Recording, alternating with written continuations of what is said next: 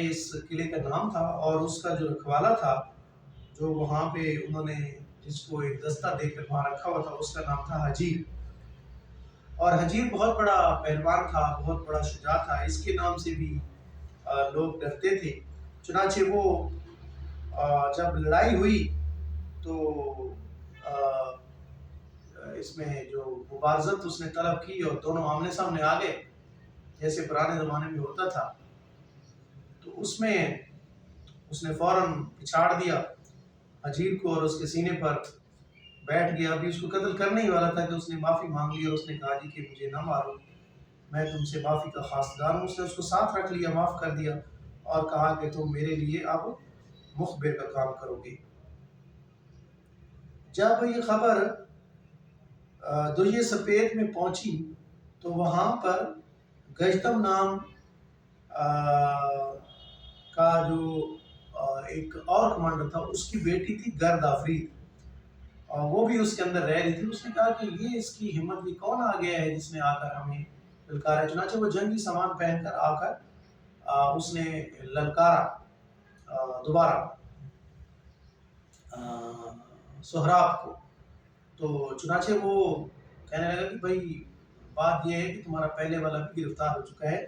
تو اس نے کہا کہ یہ تمہاری بھول ہے، وہ اگر گرفتار ہو بھی چکا ہے تو میں تمہارے ساتھ مقابلہ کرنا ہے میں نے۔ اور اس نے یہ ظاہر کیا کہ وہ مرد ہے اور وہ بھی پہلوان ہے۔ تو اس میں بھی پھر وہ لڑائی ہوتی رہی اور وار ہوتے رہے، کبھی یہ آ جائے غالب، کبھی وہ آ جائے۔ لیکن پھر یہ ہوا کہ کمر بند سے پکڑ کر اس نے اس کو پٹخا لگایا سہراب نے، اور اس کے بعد اس نے اس کا جو کمر بند تھا وہ کھل گیا اور ٹوٹ گیا، اور اس نے ہیلمٹ پہنا ہوا تھا جو خود جسے کہتے ہیں لوہے کی، وہ اس نے اس کی ڈھال ٹوٹ گئی، اور خود جب اس نے اتاری کھینچ کے تو اس نے دیکھا کہ اس کے بال بھی اس کے ساتھ ہی کھل گئے، اور دیکھا تو یہ بڑی خوبصورت اور حسین لڑکی ہے۔ تلوار اس نے روک کے کہا کہ تم لڑکی ہو کر میرے ساتھ لڑتی ہو، عورت ہو کر۔ تو اس کے بعد پھر اس گرد آفرید نے چال چلی، اس نے کہا کہ تم اس طرح کرو کہ بھئی اب ہم صلح کر لیتے ہیں، اور جس طرح تم کہو گے یہ فوج ساری تمہارے انڈر کر دیں گے۔ اور وہ اس کو بہلا پھسلا کر جو ہے وہ قلعے کے اندر لے جاتی ہے۔ جب قلعے کے اندر لے جاتی ہے تو وہاں اسے کہتی ہے کہ تم نے یہاں آ کر غلطی کی ہے، لہذا تم جو ہے وہ بہتر ہے کہ تم چلے جاؤ، ورنہ جو ہے وہ تم مارے جاؤ گے۔ وہ بڑا حیران ہوا کہ یہ کیسے لوگ ہیں کہ جی مجھے یہاں پہ لے آئی ہے۔ اس نے کہا جی بات سن، اب وہ یہ پالا جو ہے نا تمہارا ایسے شخص سے پڑ چکا ہے، میرا نام سہراب ہے، اور میں نے اب آپ لوگوں کو چھوڑنا نہیں ہے، جو بھی میرے سامنے آئے گا تو میں اس کو اپنے راستے سے ہٹا دوں گا۔ سہراب جو تھا وہ جو وہاں پہ کچدم تھا، اس پر جب اس کی نظر پڑی تو وہ بڑا دیکھ کر اس کو حیران ہوا۔ اس نے کہا کہ یہ عجیب نوجوان لڑکا ہے۔ اس نے جا کر شاہ کے کاؤس جو تھا ایران کا شاہ، اس کو جا کر اطلاع دی کہ عجیب آدمی آیا ہے، وہ تو سب کو پچھاڑتا چلا جا رہا ہے۔ اس دوران انہوں نے یہ کیا کہ انہوں نے قلعہ خالی کر دیا۔ گرد آفرید کو بھی پتہ چل گیا کہ بھئی یہ بات جو ہے نا ہمارے بس سے باہر ہو چکی ہے۔ چنانچہ اگلے دن جب وہ سہراب حملہ کے لیے داخل ہوا قلعے میں تو اس نے دیکھا کہ سارا قلعہ جو ہے وہ خالی پڑا ہوا ہے، کوئی بھی لوگ وہاں پہ نہیں ہے۔ وہ بڑا حیران ہوا، اس نے کہا کہ ہو سکتا ہے یہ بھی کوئی جنگی چال نہ ہو۔ چنانچہ اس نے باہر اپنے خیام جو ہے لگا دیے اور باہر ہی رہنے لگ گیا وہ، اور حالات کا جائزہ لینے لگ گیا۔ کہ کاؤس نے جب دیکھا کہ بھئی یہ تو میرا قلعہ جو ہے فتح ہو چکا ہے اور دشمن کے قبضے میں آ گیا، چنانچہ اس نے اپنے جو دو بادشاہ کے مشیر تھے، توس اور کیسوت، اور ایک اور نام ہے کشواد، یہ اس نے ان دنوں کو بلایا۔ اس نے کہا کہ بھئی یہ بڑی ہمارے اوپر مشکل وقت آن پڑا ہے، اور تم لوگ جاؤ اور جا کر جو رستم کو اطلاع دو کہ بھئی تمہارے ملک پر جو ہے وہ مشکل آن پڑی ہے اور مدد کے لیے آؤ۔ تو چنانچہ سیستان میں وہ رہتا تھا، ایران کا ایک شہر ہے۔ گیسوک جو ہے وہ بھاگتا ہوا ایک تیز رفتار گھوڑا اس نے لے کر دوڑاتا ہوا اس کو وہ وہاں سے چلا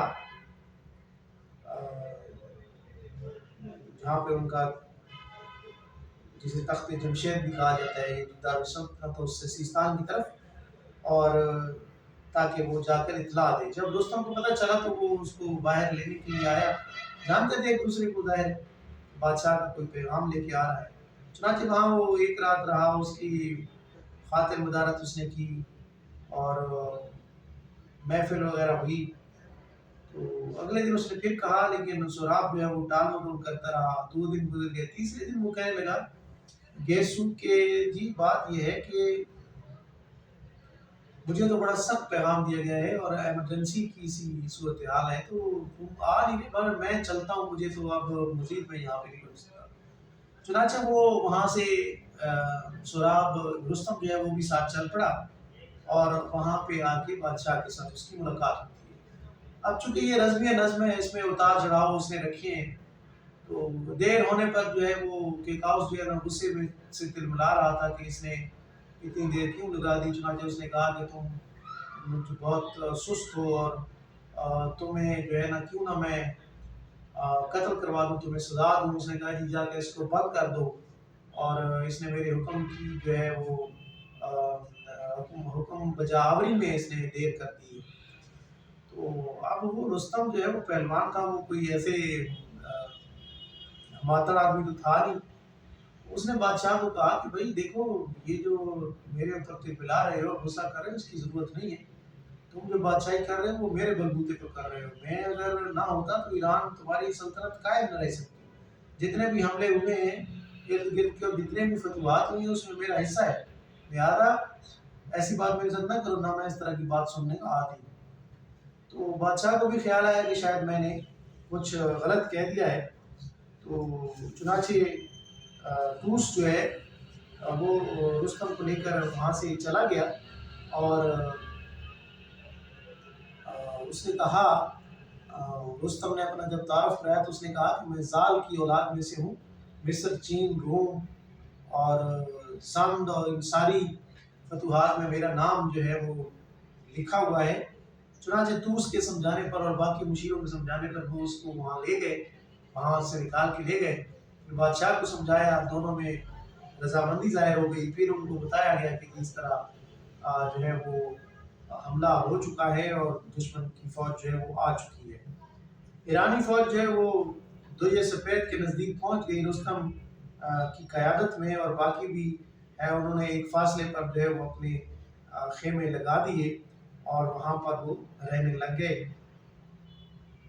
بازار کھل گئے، کھانے پینے کی چیزیں، جب پرانے زمانے میں جنگیں ہوتی تھی، ناچ گانے والے اور یہ سارا کچھ ہوتا تھا۔ اس طرح تو ہوتا نہیں تھا کہ بٹن دبایا یا اوپر آگے کوئی میزائل گرا اور وہ بے گناہ بھی ساتھ مارے گئے اور تماشائی بھی مارے گئے اور گیلی کے ساتھ سوکھی کے ساتھ گیلی بھی چل گئی۔ وہ پرانی جنگوں میں کم از کم اتنا تو ہوتا تھا کہ جب ڈویل ہوتے تھے اس کے بعد پھر وہ میدان جنگ ہی، بیٹل فیلڈ ہی اصل میں سارا کچھ ہوتا تھا۔ جو لڑنے کے لیے آتا تھا وہ ہو جاتی تھی، زیادتیاں بھی کچھ ایسے ہو جاتے تھے، لیکن عام طور پر اتنا زیادہ جو میس ڈسٹرکشن ہے وہ اس زمانے میں نہیں ہوتی تھی۔ چنانچہ وہ اس جب حجیر کو وہ بار بار کہتا تھا سوراب کہ تم نے مجھے یہ بتانا ہے کہ رستم کون سا ہے، رستم کا خیمہ کون سا ہے، خیمے لگے ہوئے تھے۔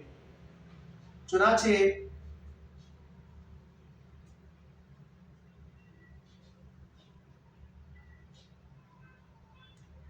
اس میں یہ کیا کہ جو خیمے رستم نے یہ کیا کہ رستم نے دھاوا بول دیا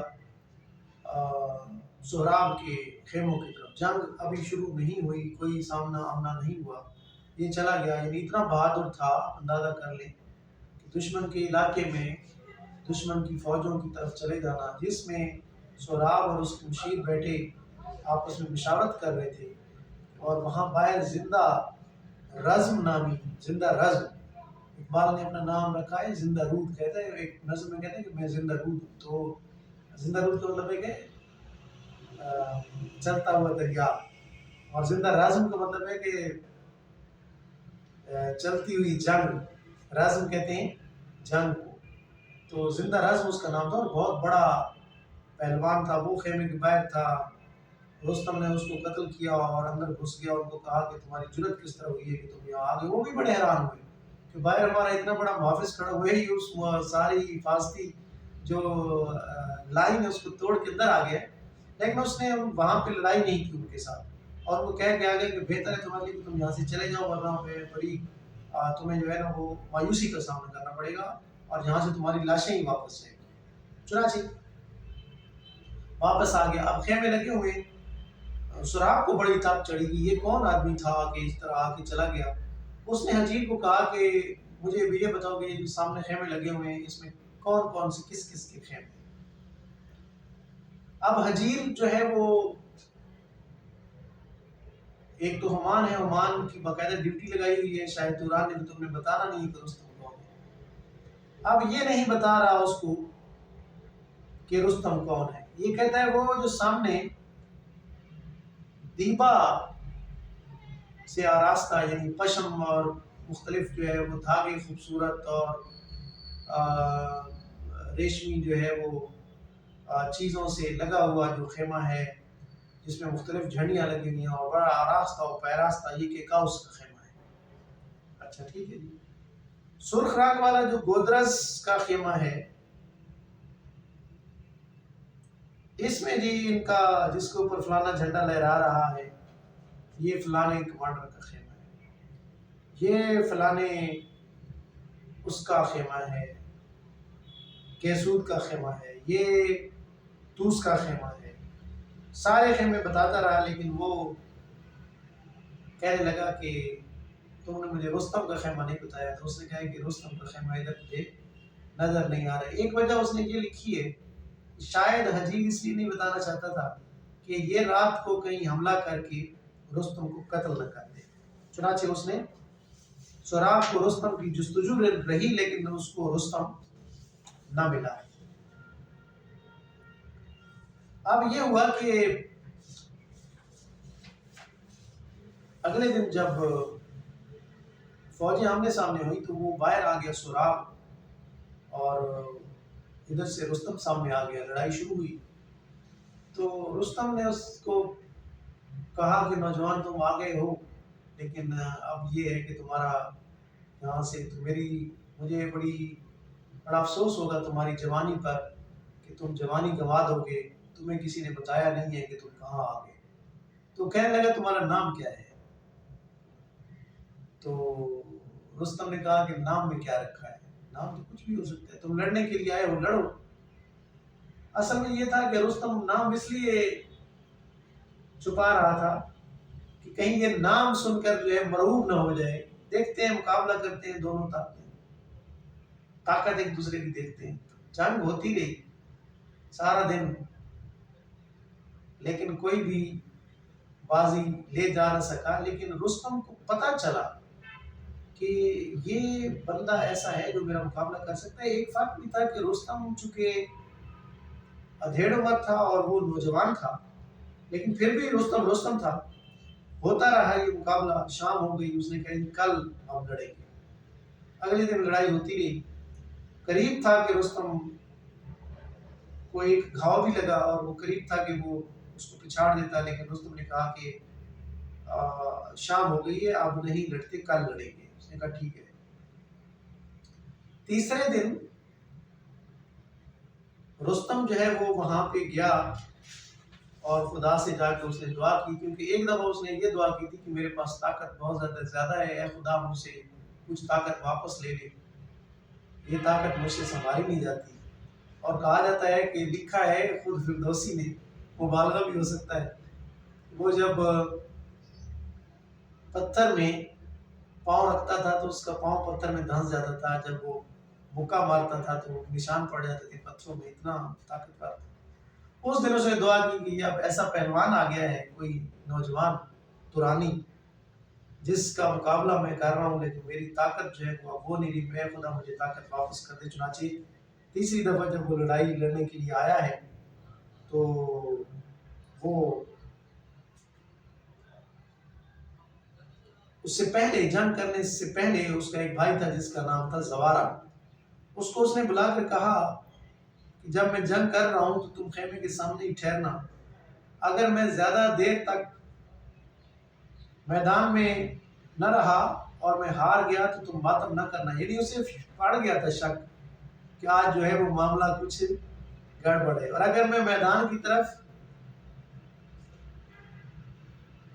مارا جاؤں تو ماتم نہ کرنا اور سیدھا سیستان جانا اور جا کے ابا جان کو اطلاع دینا، تسلی دینا اسے میری طرف سے، کہ کہہ دینا کہ بادشاہ آئے کہ کیکاؤس کی سے کوئی جو ہے نا وہ اس کی طرف کوئی دشمنی وغیرہ نہ پالے. بس یہ ہے کہ بلکہ اس کی مدد کرنا. یہ اس نے بھائی کو وصیت کی. چنانچہ وہ سہراب اپنے خیمے میں ہومان سے بیٹھا رستم اور اس کی بہادری کا ذکر سن رہا تھا. اس نے ہومان سے کہا کہ مجھے اس کی قد و قامت اور اس کی بہادری کو دیکھ کر گمان ہوتا ہے کہ وہ وہی ہے جو 2 دن میں لڑائی کر چکا ہوں. میری ماں نے جو نشانیاں بتائی تھی وہ ساری نشانیاں اس میں موجود ہیں. مجھے لگتا ہے کہ یہ میرا باپ رستم ہی ہے. لیکن ہومان چونکہ ایک ڈیوٹی پر تھا، اس نے یہ طے کیا ہوا تھا کہ میں نے اس کو پتہ نہیں چلنے دینا کہ رستم کون ہے. اس نے کہا نہیں، یہ تمہاری رول ہے، رستم یہ نہیں ہے، میں اس کو جانتا ہوں، میں کئی جنگوں میں اس کا سامنا کر چکا ہوں، میں نے دیکھا ہوا ہے، یہ رستم نہیں ہے. رستم جب آئے گا تو میں تمہیں بتاؤں. ابھی فی الحال یہ اپنے دوسرے پہلوانوں کو بھیج رہے ہیں. چنانچہ اگلے دن میدان میں اترے اور رستم نے پوچھا سناؤ رات کیسے گزاری ہے اور اب یہ بتاؤ کہ تم پہلوان رستم ہی ہو. تو رستم نے یہ کہا کہ تم نے میں نام بار بار میرا نام پوچھتے ہو، تم مجھے باتوں میں لگا رہے ہو، اور میدان جنگ میں تو باتیں نہیں کی جاتی، میدان جنگ میں تو جنگ کی جاتی ہے، لڑا جاتا ہے. تم شاید آج پریشان ہو. اور سہراب کو اس نے تیش دلایا. چنانچہ وہ نام اس نے نہ بتایا اور لڑائی شروع ہو گئی. اب ایک نئی طاقت کے ساتھ چونکہ رستم آیا تھا، نئے جذبے کے ساتھ آیا تھا.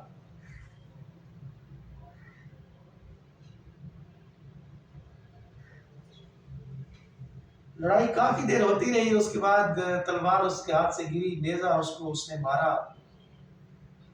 زخمی ہو کر جب وہ گرا، قریب تھا جب سر تن سے رستم سہراب کا جدا کر لے.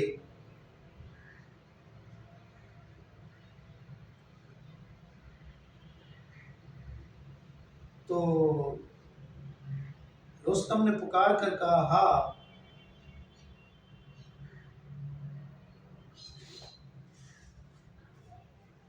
کہ سہراب نے پکار کر کہا کہ ٹھیک ہے، میں ہار گیا ہوں آج یہ والا راؤنڈ، لیکن مجھے مرنے کا افسوس نہیں ہے. افسوس صرف اس بات کا ہے کہ میں جس شوق میں یہاں ایران آیا تھا، وہ میرا شوق جو ہے وہ میرے ساتھ میری خلش بن کر، میری آرزو بن کر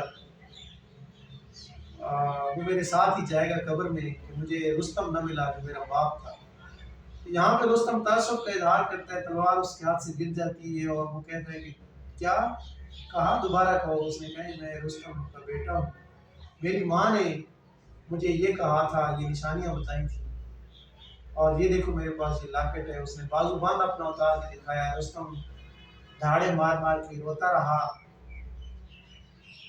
اور کہا کہ میں کیسا بد نصیب ہوں کہ میں نے اپنے ہاتھوں سے اپنے بیٹے کو قتل کر دیا.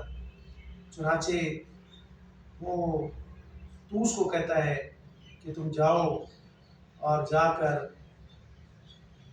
کیکاؤس کے پاس، شاہ کیکاؤس کے پاس ایک بوٹی ہے جو اگر زخم پر لگا دی جائے تو زخم جو ہے وہ جتنا بھی بڑا ہو وہ فوراً بھر جاتا ہے اور بندہ جو ہے وہ صحت یاب ہو جاتا ہے. چنانچہ وہ تھوڑا گھوڑا دوڑاتا ہوا وہاں پہ پہنچا تو اس نے کہا کہ وہ جو بوٹی ہے وہ مانگ رہا ہے رستم.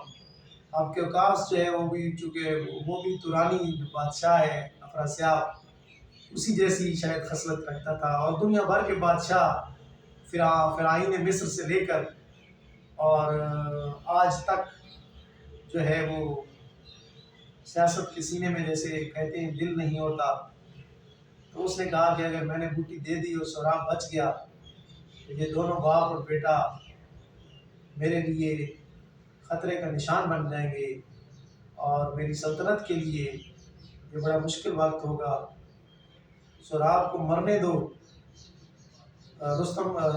سوراب کو مرنے دو، رستم جو ہے اس کے غم میں گھٹ گھٹ کے مر جائے گا، چنانچہ وہ نہیں دیتا بوٹی، اور رستم سوراب جو ہے اس کی موت واقع ہو جاتی ہے، یوں کر کے